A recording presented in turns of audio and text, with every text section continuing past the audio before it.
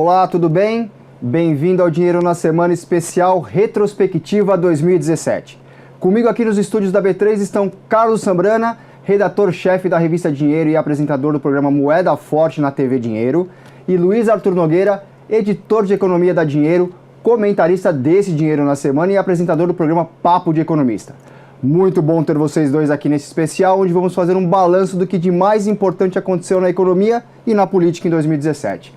Antes de dar início aos nossos temas, eu queria começar perguntando, Sambrana, o que mais te marcou neste ano que está acabando? Primeiro, obrigado, Márcio, pelo convite. Eu acho que o que mais marcou, não a mim só, mas acho que o país inteiro, foi o dia 17 de maio de 2017, quando surgiram as gravações do Joesley Batista, que, em tese, incriminavam o presidente Temer. Aquilo deixou o país inteiro num compasso de espera, de não saber o que ia acontecer, se o presidente ia pedir a renúncia, os negócios pararam, e a gente foi levando isso até o final do ano. Até o final do ano, o presidente... Quase mudou o esquema do Brasil naquele período, né? Isso, e até o final do ano o presidente se defendendo das acusações e de 2 denúncias, teve que se livrar de 2 denúncias e todo mundo não sabendo o que ia acontecer, se terminaríamos o ano com o presidente Temer no comando ou se o Rodrigo Maia assumiria. Enfim, isso bagunçou o cenário político. Os CEOs que você entrevistou no Moeda Forte falaram muito sobre isso, né? 2 deles, inclusive, deixaram bem claro que depois do dia 17 de maio os negócios pararam. 2 ligados ao setor de construção civil, que é um setor muito sensível à confiança do consumidor. 2 deles foram muito claros, falaram o dia 17 de maio foi devastador para os negócios. Obviamente que o que é devastador para os negócios é a corrupção, mas aquele ponto em que o país retomava confiança, que a economia retomava, aquela bomba que caiu no colo do Brasil, deixou com que a população ficasse com medo do futuro. O que poderia acontecer? A palavra é essa, né? Confiança que ali foi abalada, né? E para você, Luiz, qual é o seu destaque do ano de 2017? Olha, Márcio, pegando como gancho que disse o Sambrana, eu diria que o Brasil sobreviveu ao 17 de maio. E essa sobrevivência na economia gerou como boa notícia uma inflação baixa, e a consequência da inflação baixa, através de um trabalho correto do Banco Central, foi a redução dos juros para o menor patamar da história. Então eu diria que 2017 ficou marcado para mim como o ano em que o Brasil conseguiu atingir o menor juro da história, 7%. É claro que para os padrões internacionais ainda é um juro elevado, mas para os padrões brasileiros é um juro baixo. E talvez o melhor dessa notícia toda é que a gente tem todas as condições de manter esses juros nesse patamar nos próximos anos. Esse é um dos nossos temas aqui que a gente vai tratar daqui a pouco, mas eu vou começar com a Lava Jato, que acabou juntando as 2 conversas de vocês. Luiz, a Lava Jato, qual foi a importância da Lava Jato neste ano? Olha, a importância, primeiro, obviamente, quando se combate a corrupção, eu imagino que você gera uma perspectiva de um país que vai ter um ambiente de negócios melhor, acho que isso é fundamental. Mas como destacou o Sambrana, num primeiro momento, aquele dia 17 de maio gerou um pânico no mercado e travou investimentos. Então eu costumo dizer o seguinte, a Lava Jato tem como seu ponto ótimo, obviamente, o combate à corrupção, mas ela, numa primeira etapa, ela derrubou o investimento no país. No momento que ela gerou pânico e que empresários engavetaram projetos, ela derruba a economia. Mas eu costumo dizer o seguinte, se isso é o preço que o Brasil precisa pagar para ter um futuro próspero, um futuro melhor, eu acho que a população está disposta a pagar esse preço e já pagou através da recessão, né? A boa notícia, como eu disse, é que a Lava Jato continua fazendo o seu bom trabalho, continua combatendo a corrupção e, consequentemente, a tendência a partir de agora é de um crescimento econômico mais sólido, em que pese as incertezas políticas ainda continuem muito fortes. Sabrina, tem 2 pontos da Lava Jato que são importantes. Primeiro, o procurador Marcelo Miller, que interferiu na delação do Joesley Batista, e o segundo é a condenação em primeira instância do ex-presidente Lula. Esses são 2 pontos muito importantes que definem e podem definir o futuro do país no próximo ano também. A primeira condenação do Lula em primeira instância e agora ele vai ser julgado no dia 24 de janeiro de 2018. Esse é um ponto principal. Por quê? Porque o Lula pretende se candidatar à presidência e ainda não se sabe se vai poder ou não vai. A questão do Marcelo Miller, eu acho que essa foi uma mancha para a Lava Jato nesse ano que passou. Marcelo Miller, que era braço direito do Rodrigo Janot, procurador-geral da República, e ele ajudou o Joesley a preparar a delação dele.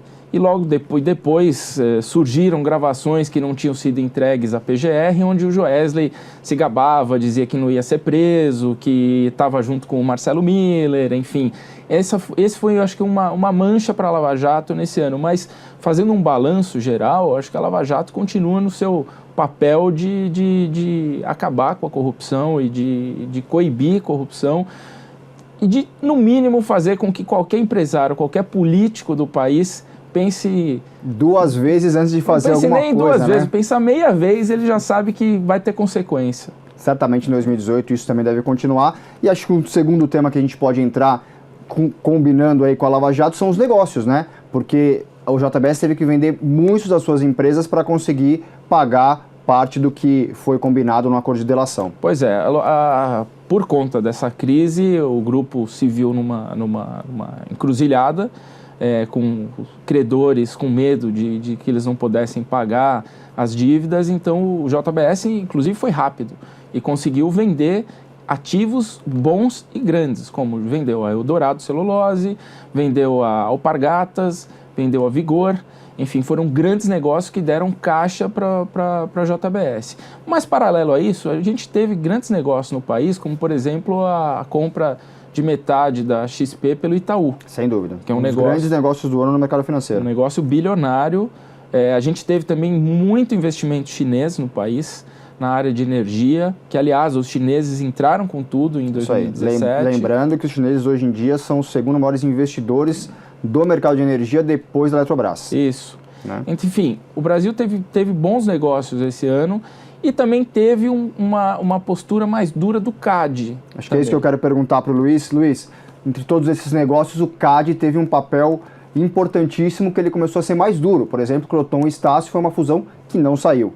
Como você avalia o CAD esse ano, tendo esse papel mesmo de a balança do mercado, né? Acho que o CAD acordou, né? Finalmente ele conseguiu ter um papel ativo, atuante, importante, para poder determinar o que pode e o que não pode. O que acontece no mundo inteiro. Qualquer país sério tem um órgão regulador que diz o que pode e o que não pode nessa questão das fusões. Você estava falando anteriormente sobre a China, mas eu queria só relembrar, já que estamos falando de uma retrospectiva do ano, que eu estive pela primeira vez na China, no mês de julho. Fui acompanhar uma semana de viagem de negócios do prefeito de São Paulo, João Dória. Ele foi lá buscar investimentos para a cidade e eu tive a oportunidade de visitar várias empresas chinesas que têm interesse no Brasil e eu vi 2 coisas que me chamaram muito a atenção. A primeira, assim, eles querem muito, como você falou, energia, porque é a tal da segurança energética, e alimentos, que é a segurança alimentar deles, né? Então, não vamos estranhar se os chineses continuarem colocando dinheiro aqui no Brasil em energia e no agronegócio. E o segundo ponto que me chamou muito a atenção,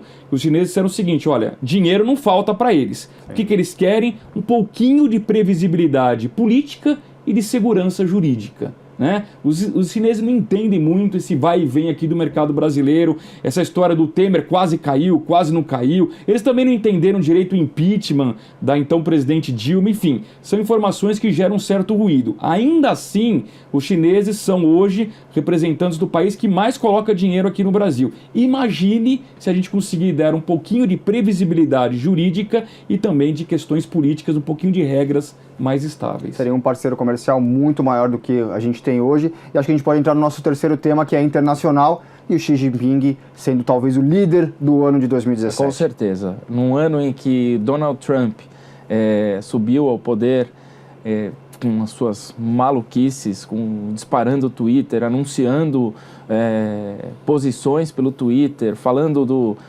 se referindo ao Kim Jong-un como Little Rocket Man, brigando pelo Twitter com o presidente da Coreia do Norte. Aliás, o Twitter, que era uma rede social meio morta, o Trump conseguiu fazer com que ela acendesse. Isso.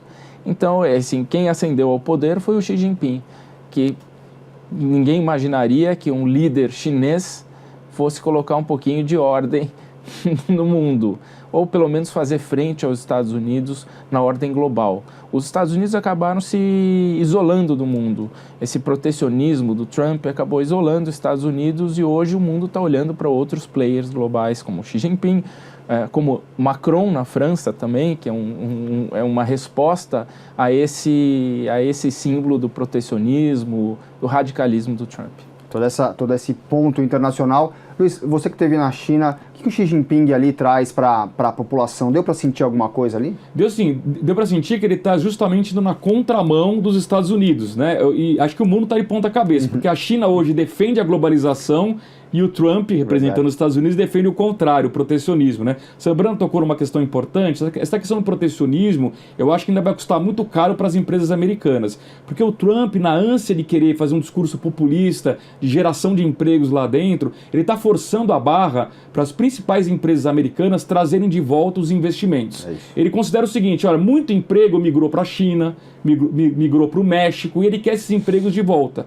Só que ele não entende que para as empresas produzir de forma globalizada faz sentido, reduz custo. Então, só para citar um exemplo, ele quer obrigar as montadoras que hoje investem muito no México a trazerem esses investimentos para dentro dos Estados Unidos. Como tudo custa mais nos Estados Unidos, desde mão de obra, como infraestrutura, isso vai encarecer o preço do veículo, por exemplo.